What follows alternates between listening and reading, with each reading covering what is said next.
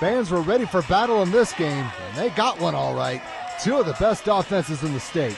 Number 2, Gillette at number 3, Cheyenne East. First quarter, Gillette wearing the white, and they are taken to the air. Austin Fort rolls out, and he's got a man open on the near side. Danny Fisher, 24 yards. Fort was 20 of 35 passing for 373 yards and 4 TDs. His team strikes first, up 7-0. East was relying on their passing attack as well. Tevis Bartlett threw for 270 yards himself, including this 27-yard pickup that Cameron Johnson had to reach up and snag, but it kept the drive alive and the home team was in business. But that changed on the next play. Bartlett did not put enough distance on this one, and Cole Petty read it right and gets the interception to snuff out that scoring threat. Now his teammates can get back to work on offense. However, Gillette would return the favor. Fort's pass is too high to be handled. It's tipped and picked off by Hayes Stone. He'll take it back to about the 35-yard line, where the Thunderbirds were more than happy to set up shop again. But on the next play, the tide would turn again. Bartlett has a receiver, but he was double covered, and that's usually not a good sign. Tanner Kizik makes the catch, and he's going the other way with it. He'd bring the ball back all the way to the east 19-yard line, and when you return a turnover that far, you better cash in on it. It took 2 plays, and the visitors would do just that. Taylor Bigelow takes the pitch, thought about going outside, but then he saw an open lane in the middle, and he went right through it. 8 yards to the promised land to give his Camels a 14-zip advantage. East knew they had to answer, and if we're showing a kickoff, you can easily guess what's about to happen. This is Brandon Dominy, catches the ball at the 6, gets some good blocking, finds a lane in the middle, weaves his way through. He's only got one more guy to get around, and that's no problem. The senior is leaving everyone behind in the dust.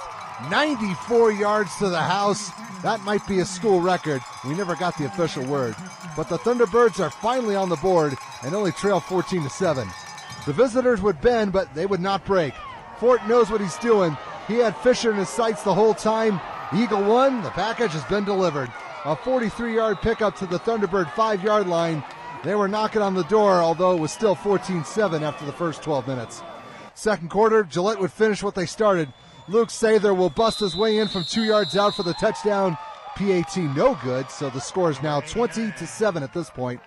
It took a while before something else happened again, but with less than 2 minutes to go before halftime, Bartlett would take matters into his own hands. He follows his lead blocker and has an easy path into the end zone from 7 yards away. His team is within striking distance, trailing 20-14. And the opposition would try to get one more in themselves, but this one was not what it was. There's the yellow hanky in the backfield. That's an easy giveaway that this play will not count, but it's worth showing anyway. Bigelow takes the swing pass, cuts back inside, and he's off to the races for 80 yards. But like I said, it counts for nothing. Holding on the offense, no score, so things stayed at 20-14 going into the break. Third quarter, the Camels got back to work.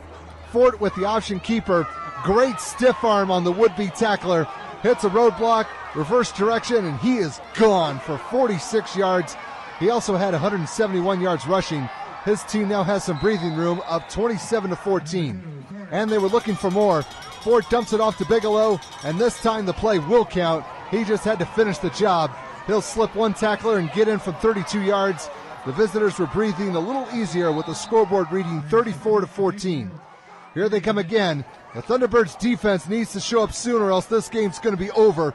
Trey Herrera is going to step in front of this long pass and catch it himself. That's the break that his team needed. Now they just have to get the offense going. The drive ended up stalling, but Bartlett refused to let it die. Here comes a fake punt try. The East QB proved to be a little slippery to bring down, as he'll get the first down and some more, so the offense can continue their work. On the next snap, the trick play would pay off.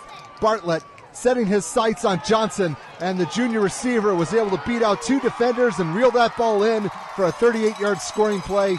The home team needed that one, and now the boys in black are only down 34-21 in what turned out to be an offensive showcase on both sides. Later, Bartlett was taking a few risks in this game, like throwing into double coverage, but at times you got to take a chance, and here it worked again. Brian Lopez does the honors this time, and he's got plans to get into the end zone. It might be, it could be, it's almost. The ref said he stepped out of bounds at the 3-yard line, so it's a 56-yard pickup. In total, these two teams combined for more than 1,000 yards of offense. But the score needs to be a little closer. Shane Brox will take care of the problem with this 2-yard scamper, and it's down to a one-possession game, 34-28, going into the final 12 minutes, and we still have a party going on, both on and off the field. Fourth quarter, Gillette was not about ready to give up the lead, but this is one play that Fort wanted to have back. He overshot his target, and Johnson comes up with a turnover, but the Thunderbirds could not do anything with it and had to punt it back. Fort would try it again on the next possession, although this time he did not quite aim as far. He had faith that Cody Kelly was going to take care of 17 yards once he got the ball. The junior owned up to his end of the deal for a much-needed score. Camels now lead 41-28. The T-Birds would march and answer. Bartlett leaps over the pile. He almost made that look like he was in the high jump or something. 1 yard, 6 points, plus the PAT. Home team trails 41-35. We got ourselves a game, and on this play, Lady Luck played her hand, as you're about to see. Fort is scrambling, and he's trying to make something happen. This pass did not have the distance, but Herrera tips it, and he tipped it the wrong way because Chris Adams was in the right place at the right time. See ya. 52 yards. That was the straw that broke the Thunderbirds back with a little less than 4 minutes to go, and the Camels remain undefeated, beating East for the 6th straight time, 48-35.